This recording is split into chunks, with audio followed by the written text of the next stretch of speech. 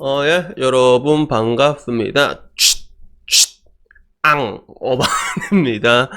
오늘은요, 보너스 스테이지입니다. 지금 새벽에 할 게 없어가지고 아침에 영상을 하나 올리고 싶은데, 얼마 전에 넥슨 김정주 회장이 되게 황망하게 떠나갔잖아요. 그죠? 그래서 여기에 대해서 이야기를 이렇게 뭘 할까 하다가, 그런 뭔가 돈과 우리의 인생에 대해서 구체적인 행복의 상관관계에 대해서 여러분한테 내가 확실하게 각인을 시켜주면 좋을 것 같다라는 생각이 들어가지고 오늘 이 이야기를 하게 됐습니다. 우선은 뭐 넥슨 김정주 회장 같은 경우는 사실상 뭐라고 할까, 이게 대한민국 게임 산업을 진짜 엄청나게 이끌어온 쌍두마차란 말이야. NC 택진이 형이랑.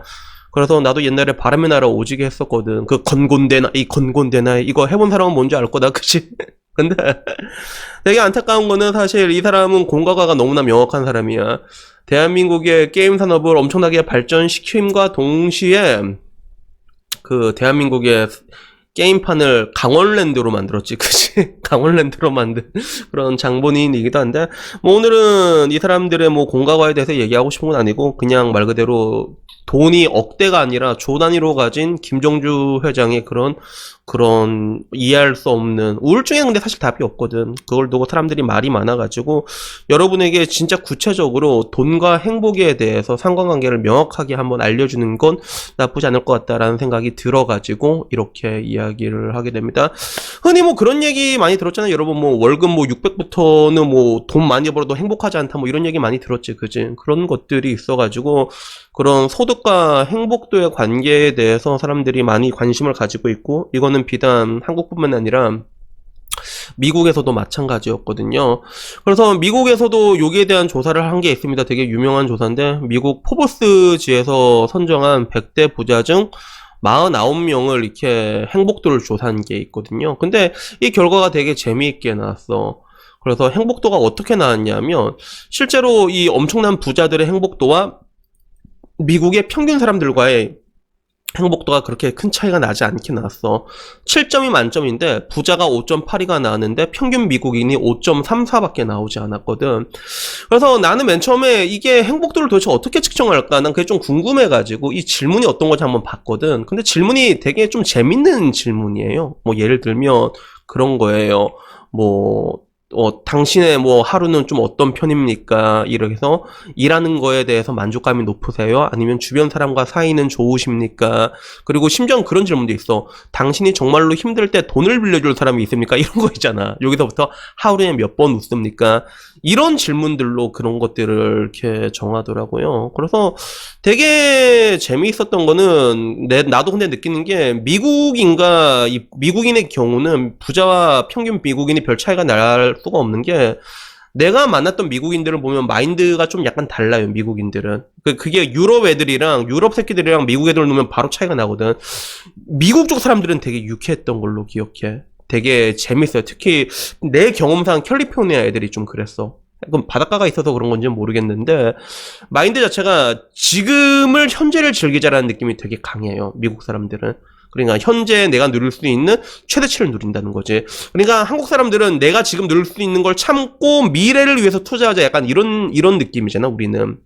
동북아는 그렇다면 미국 사람들은, 야, 내일이 뒤질지도 모르는데 오늘이 즐겁지 못하면 어떤 상관이냐, 이런 거지. 그리고 나 같은 경우는 그 두 개 항상 적절한 조율이 필요하다고 말하는 스타일인데, 그래서 요렇게 나왔거든. 그래서 그들이 꼽았던 행복의 이유를 꼽았을 때 실질적으로 뭐 이게 재무적인 것보다는 비재무적인 것들이 더 많이 나왔어요. 그래서 사랑, 친구, 좋은 가정, 성취감, 자존감, 건강, 이런 것들 있잖아요. 유형자산보다는 무형자산이 차지하는 비중이 굉장히 높았기 때문에 이런 식으로 나올 수 있었던 거죠. 그러면 한국은 어떨 것 같아? 한국은 한국은 그런 물질 만능주의 끝판왕이지, 그지? 그런 경박함과 천박함. 얼마 전에 말했잖아.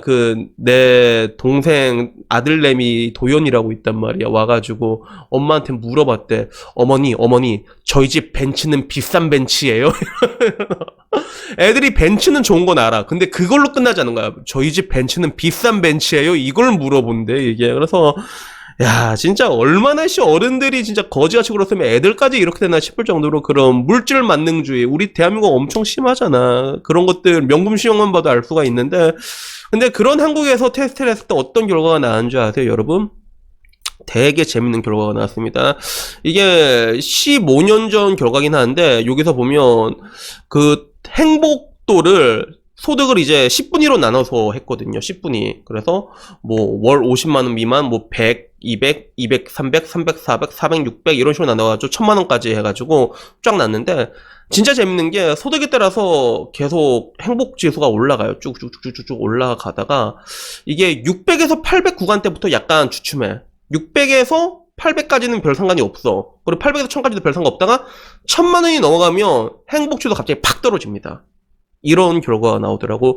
왜 이런 결과가 나왔을까라고 생각하면 뭐 여기에 대한 여러 가지 복합적인 이유가 있겠지, 그지? 근데 그런 걸 하나하나 다 알 수는 없는데 단순히 이것만 봤을 때는 아, 돈을 너무 많이 벌는다고 해서 행복한 건 아니구나 이렇게 생각할 수도 있겠는데 나는 근데 그건 조금 아니라고 보거든. 그게 왜 그러냐 하면 잘 봐요. 여기 1000만원 이상 버는 사람의 행복 지수가 3.37이 나왔어. 이 지수는 400에서 600만 원을 버는 사람보단 낮고 그리고 300에서 400만 원을 버는 사람보단 높게 나왔단 말이야. 근데 이게 15년 전이잖아. 15년 전. 15년 전에 그 소득을 봤을 때 여러분들 이 소득 분포를 보면요. 일단은 400에서 600만 원까지 그러니까 15년 전에는 400만 원 이상 벌잖아요. 한 달에. 그러면 이 사람이 상위 10%란 말이야. 상위 10%야. 그러니까 이 사람의 행복 지수가 1000만 넘는 사람이 떨어진다고 해도 그래도 300층 가정보다 행복하거든. 그러면 옛날에는 300에서 400이 이게 차지한 프로테이지 비율이 굉장히 높았단 말이야. 그러다 보니까 이러나 저러나 1000만 원 이상 벌면 300층 400층보다는 행복하다는 그런 결론이 나오게 된다는 거죠. 근데 문제는 잘 봐. 내가 봤을 때 이건 15년 전이잖아. 15년 사이에 대한민국 사회 분위기가 얼마나 많이 변했어요. 얼마나 천박하고 얼마나 경박하게 변했어. 그걸 우리가 감할 필요가 있어. 그리고 부동산 가격이 또 엄청 올랐잖아. 그래서 지금 하게 되면 아마 쭉 이렇게 나오지 않을까? 쭉 이렇게 나오지 않을까? 야.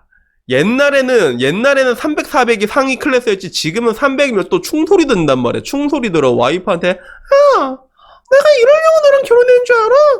오지게 갈굼 먹어요 진짜. 그 내가 누구라고 말은 못하겠는데 그 옆 동네 유튜버 한 분 막 진짜 일하면서도 막 부업까지도 하면서도 그리고 얼마나 욕을 먹었어 진짜. 그러니까 아주 이렇게 거지 같단 말이야. 그러니까 내가 결론적으로 말하고 싶은 건 뭐였냐면 그거예요. 일단은 돈을 많이 벌잖아요. 물론 돈이 최고는 아니야. 돈이 최고는 아니야. 물론 여러분들이 나한테 원하는 답이 뭔지는 아는데 근데 우리 좀 현실적으로 좀 똑바로 얘기를 해보자. 통상적으로 돈은 많이 벌잖아요. 행복합니다. 행복합니다. 돈이 이렇게 많으면 불행할 수 있지. 근데 이렇게 많이 벌어서 불행해하더라도 이 사람은 300종보다는 행복하단 말이야. 그러니까 일단 돈을 많이 벌어야 돼. 일단 돈을 많이 벌어야 됩니다. 근데 하나 확실한 게 그 행복의 구간으로 봤을 때 보통 600이 많이 고른되거든. 600에서 650. 그러니까 통상적으로 650이 이게 연봉 1억 구간이지. 그치? 근데 이때쯤 되면 나도 확실히 느낀 게 사람들의 패러다임이 한번 변하는 게 와. 그 패러다임이 뭐냐면 삶에 대한 행복에 대해서 본격적으로 고민을 하는 것 같아. 그래서 내가 일전에 내 영상에 나왔던 석유 오판 아저씨라던가 아니면 결혼을 앞두고 있는데 또 그 사람도 이제 억대 연봉을 받는데 근데 그 일로 돈 벌기가 싫은 거야 그게. 그래서 좀 다른 일을 하고 싶다. 그러니까 돈을 이렇게 600씩 넘어가고 1억씩 끊잖아. 그러면 다르게 돈을 벌고 싶다라는 니즈가 강해져. 마치 그 메슬로의 그 욕구 보면 1단계, 2단계, 5단계가 있잖아. 마지막에 처음에는 이제 먹고 자고 싸고 이거면 아리가또인데 마지막에 되면 자아 실현을 원하는 것처럼 돈을 보통 이렇게 벌다가 한 600 이상 벌게 되잖아. 그러면 야 내가 씨발 이렇게 돈을 벌어야 돼. 내가 이렇게 보통 현타가 사람들이 많이 와. 진짜 많이 와. 그래서 내가 뭐 일하다가도 이제 야 내가 이렇게 지방에서 이게 돈을 벌 거야. 그냥 돈 좀 적게 벌어도 서울에서 살지. 이런 사람도 있을 수가 있고 야 내가 일을 하는데 이 일보다 조금 더 편한 일이 없을까? 막 이런 거 있잖아. 아 이거보다 나보다 더 적성에 맞는 일 없을까? 이런 식으로 본격적으로 고민을 해요 사람들이. 그건 확실해. 그런 건 분명히 있거든. 그러니까 제가 여러분에게 말하고 싶은 거는 이러나 저러나 우리는 행복하게 살아야 되잖아. 그리고 내가 늘상 말하는 어차피 남자는 강해져야 돼. 그 믹타우겔 있잖아. 혼자 사나 둘이 사나 어차피 강해져야 되는 거는 피할 수 없는, 이게 그 강함을 추구해야 되는 건 피할 수 없는 남자의 길이니까 일단 돈을 많이 버세요. 돈을 많이 벌어서 600까지만 한번 와봐. 600까지 오면 600까지 다이렉트로 행복하다니까. 200에서 300 직무형 얘기 못 들어서 직무형 200에서 300 벌었을 때 얼마나 좋아했다고. 그건 나도 똑같았단 말이야. 300에서 400 근데 그것도 좋다니까. 400에서 500도 좋아. 600 벌면 안 좋을 것 같아. 좋단 말이야. 근데 나중에 임계점을 초과하게 되면 그다음부터는 진짜 나한테 맞는 행복이 뭘까 일적으로도 되게 많이 고민을 하게 되거든. 그래서 자기한테 맞는 일을 찾게 되는 경우도 있고 여러 가지가 그때부터 열리게 됩니다. 어떻게 보면 그때부터 신세카이가 열리게 되는 하나의 임계점이라고 볼 수 있죠. 그러니까 제 유튜브를 보시는 분들이라면 그래도 이 임계점까지는 한번 와봐야 되지 않을까. 그치?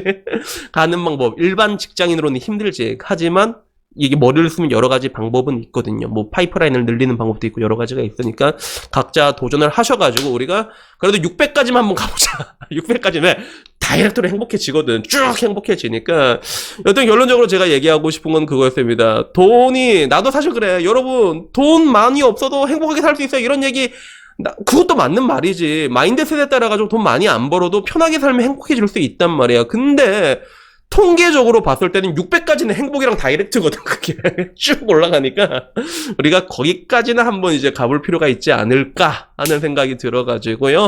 오늘 한번 얘기를 해봤습니다. 그래서 여튼간에 오늘 이야기는요 여기까지고요. 다음에 좀 더 좋은 이야기로 찾아뵙도록 하겠습니다. 이상입니다. 감사합니다.